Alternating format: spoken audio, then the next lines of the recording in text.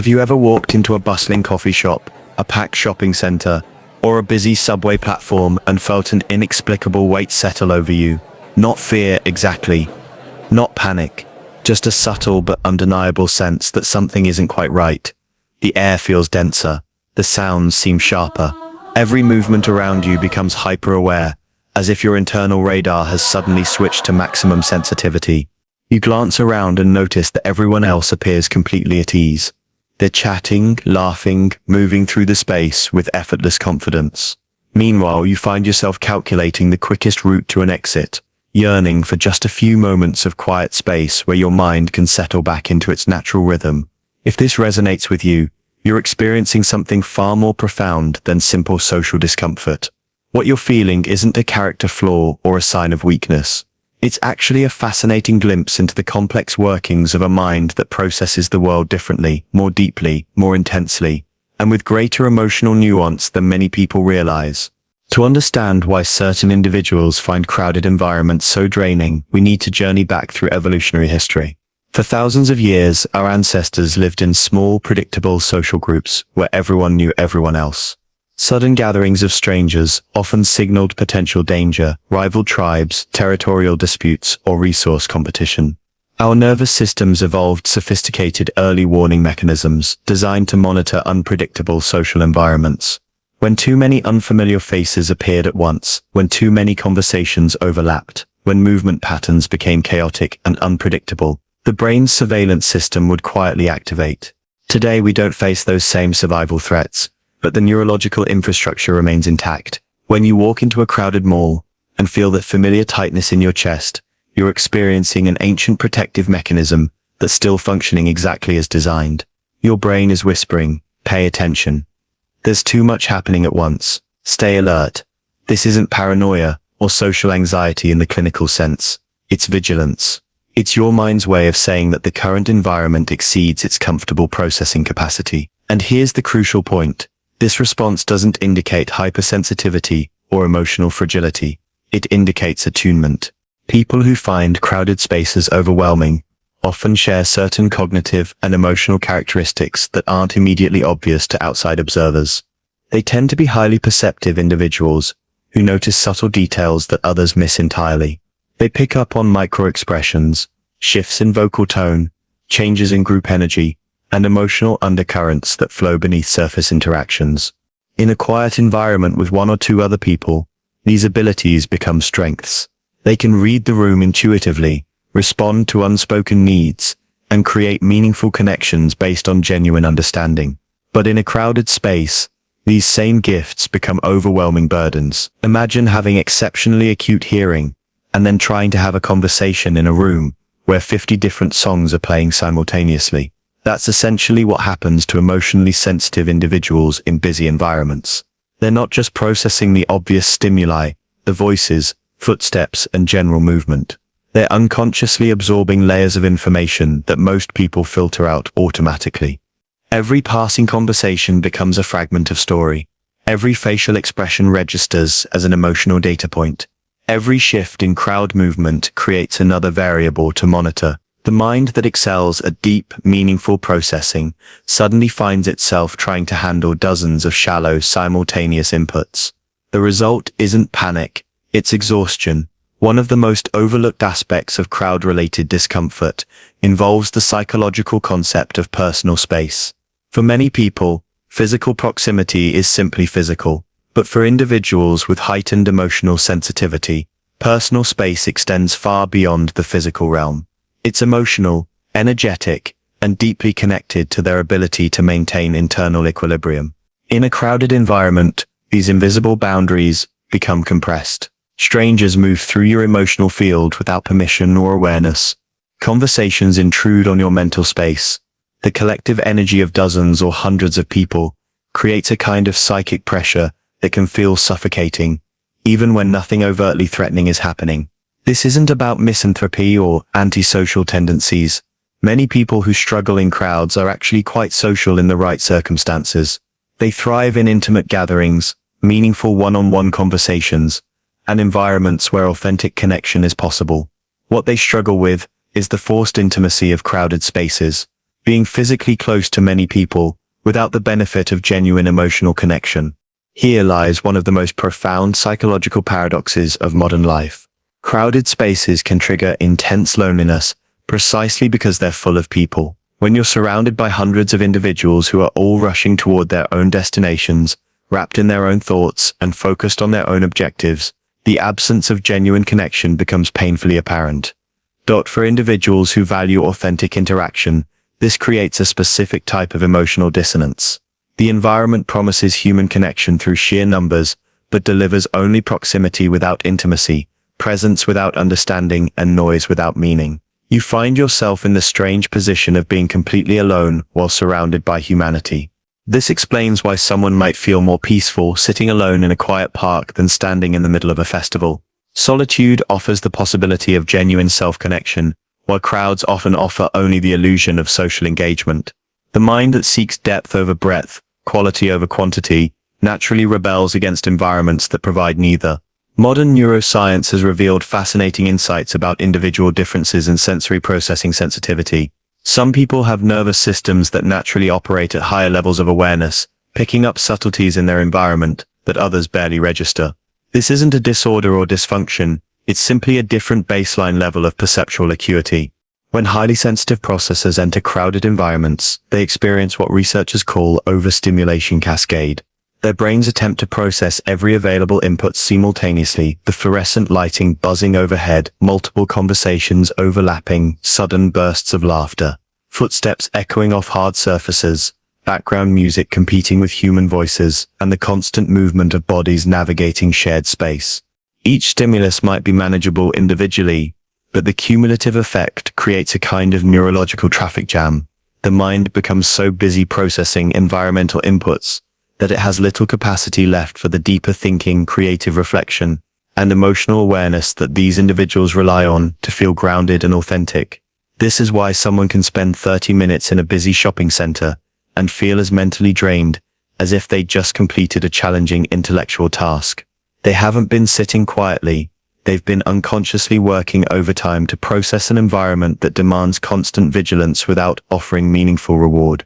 Many people assume that discomfort in crowded places automatically indicates introversion, but the relationship is far more nuanced. While introverts might generally prefer smaller gatherings, plenty of extroverted individuals also struggle with overwhelming environments. The key difference lies not in social preference, but in processing style and sensory sensitivity. Some highly social, expressive, confident individuals find that their energy actually depletes faster in chaotic environments, even though they genuinely enjoy human interaction. They might love hosting dinner parties, engaging in deep conversations, or collaborating on creative projects, yet feel completely drained after spending time in a packed stadium or busy marketplace. The distinguishing factor isn't whether someone enjoys people, it's whether their mind thrives in high-stimulation environments or finds clarity in calmer, more predictable settings. This explains why some individuals can be simultaneously social and crowd-averse, outgoing yet easily overwhelmed by busy public spaces. Individuals who struggle in crowded environments often possess what psychologists call high emotional intelligence or empathic sensitivity. They unconsciously pick up on the emotional states of people around them, even strangers. In a small group, this ability allows them to be exceptionally supportive friends, intuitive partners, and insightful colleagues. But in a crowd, this emotional radar becomes overwhelming. They're not just navigating their own feelings, they're unconsciously absorbing fragments of emotion from dozens of other people. The stressed commuter rushing to catch a train, the frustrated parent managing tired children, the anxious teenager navigating social pressures, the excited couple planning their evening. All of these emotional states register on some level. The result is a kind of emotional overload that's invisible to outside observers, but exhausting for the person experiencing it. They might not consciously realize they're picking up on others' emotions, but they feel the cumulative weight of all that unprocessed feeling. This is why stepping outside or finding a quiet corner can bring such immediate relief. It's not just physical space they're seeking, but emotional space. Many crowd-averse individuals are also deep thinkers, who do their best work in focused, uninterrupted environments. Their minds naturally move toward complex ideas, creative solutions, and meaningful reflection. They think in layers, building ideas slowly and thoroughly, rather than processing information rapidly and superficially, crowded environments. Fragment this natural thinking style. Instead of being able to follow one thought to its logical conclusion, their attention gets pulled in multiple directions simultaneously. They can still function, hold conversations, make purchases, navigate the space, but their deeper cognitive processes become inaccessible. This creates a subtle but persistent sense of disconnection from themselves.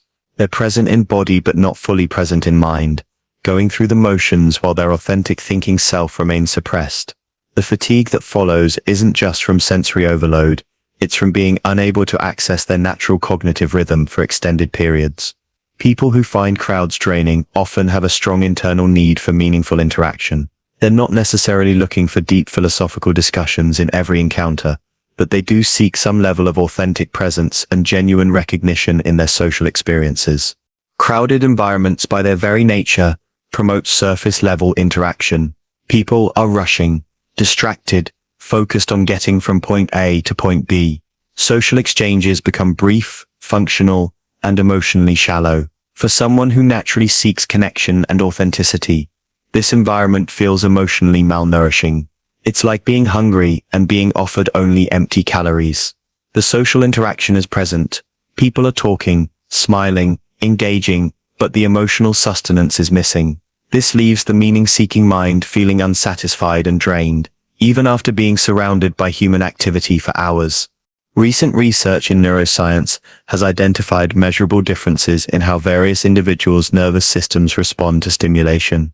Some people have what researchers call low sensory thresholds, meaning their brains register and process environmental inputs more intensively than average. This isn't a medical condition requiring treatment. It's simply a variation in human neurology, much like variations in height, metabolism, or artistic ability. People with lower sensory thresholds naturally notice sounds, lights, textures, and social dynamics that others might not consciously register. In calm environments, this heightened awareness can be a significant advantage. These individuals often excel at creative work, detailed analysis, and intuitive understanding of complex situations. But in overstimulating environments, their nervous systems can become overwhelmed by the sheer volume of input they're processing. Understanding this biological component can be liberating for people who have always wondered why they react differently to busy environments. It's not a character flaw or emotional weakness. It's simply how their particular nervous system is wired to function. Every person has a finite amount of mental and emotional energy available each day. People who thrive in crowded environments often have energy reserves that actually increase through social stimulation.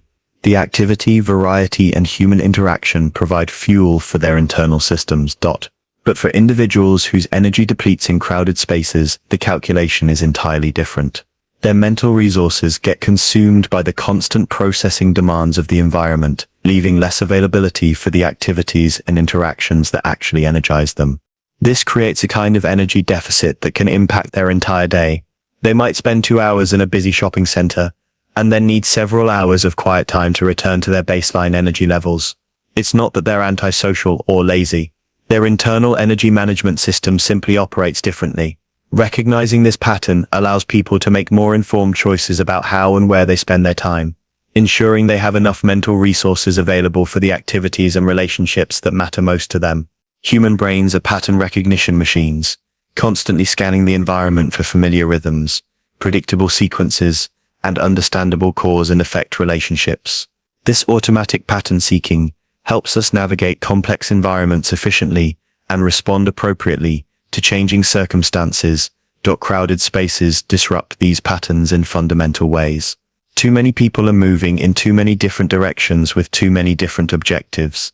Conversations start and stop unpredictably. Background noise levels fluctuate randomly. Personal space boundaries shift constantly as people navigate around each other. For minds that rely on pattern recognition to feel grounded, this environmental chaos creates a low-level sense of unease. Not danger in the dramatic sense, but unpredictability that requires constant mental adaptation. The brain keeps working to identify patterns and rhythms that simply aren't there, creating a subtle but persistent cognitive load. One of the deepest psychological aspects of crowd-related discomfort involves the relationship between personal identity and environmental context. Some people maintain a strong sense of self regardless of their surroundings, but others find that their identity becomes more fluid depending on the social and physical environment they're in. Individuals who struggle in crowds often have identities that are closely connected to their internal world, their thoughts, feelings, values, and personal reflections. When placed in environments that demand external focus and suppress internal awareness, their sense of self can feel temporarily diminished or inaccessible. This isn't dramatic or traumatic, but it is disorienting. It's like trying to read a book while someone keeps adjusting the lighting. You can still see the words, but the clarity and depth of understanding become compromised. The identity remains intact, but the ability to access and express it fully becomes more difficult. Modern society often operates under the assumption that everyone should be comfortable in high-stimulation, socially dense environments. Cities are designed around the concept of efficient crowd movement. Entertainment venues pack as many people as possible into shared spaces. Professional networking events emphasize meeting as many new people as possible in limited time. These social expectations can create additional pressure for individuals who naturally prefer calmer environments. They might feel like they're somehow failing at being human if they don't enjoy concerts, festivals, busy restaurants, or crowded shopping experiences. This internalized pressure adds another layer of stress to environments that are already challenging for their particular nervous system constitution. Understanding that different people have different optimal environments for thriving can help reduce this self-imposed pressure. It's not about avoiding all social experiences or becoming hermits. It's about making informed choices about which environments allow you to show up as your most authentic, energized self. For people whose energy depletes in crowded environments, quiet time isn't a luxury or preference, it's a psychological necessity. Just as athletes need recovery time between intense training sessions, highly sensitive processors need restoration time between intense social or environmental experiences. This recovery time allows the nervous system to process and integrate all the information it absorbed during the crowded experience. It provides space for the mind to return to its natural rhythm and reconnect with internal awareness. It replenishes the mental and emotional resources that got depleted during environmental navigation. Without adequate recovery time, the effects of overstimulation can accumulate, leading to increased irritability, decision fatigue, creative blocks, and emotional overwhelm. But with appropriate restoration periods, the same individuals can engage with challenging environments when necessary while maintaining their overall well-being and effectiveness. Rather than viewing crowd-related discomfort as a limitation or weakness, it can be helpful to recognize it as evidence of certain psychological gifts. The same nervous system sensitivity that makes crowded spaces overwhelming also enables deep empathy, creative insight, and intuitive understanding of complex emotional dynamics. The same need for meaningful interaction that makes surface-level crowd encounters unsatisfying also drives the ability to form profound, lasting relationships and engage in work that has genuine impact. The same preference for calm environments that makes busy spaces draining also creates optimal conditions for innovative thinking, artistic expression, and personal reflection. These aren't consolation prizes for people who can't handle normal social environments. These are legitimate strengths that happen to be incompatible with certain types of stimulation. Understanding this distinction can help shift the internal narrative from what's wrong with me to how can I honor my particular gifts and limitations. Once someone understands their particular relationship with crowded environments, they can begin making more intentional choices about how to structure their life and activities. This doesn't mean complete avoidance of all busy spaces, but rather strategic decisions about when, how, and why to engage with challenging environments.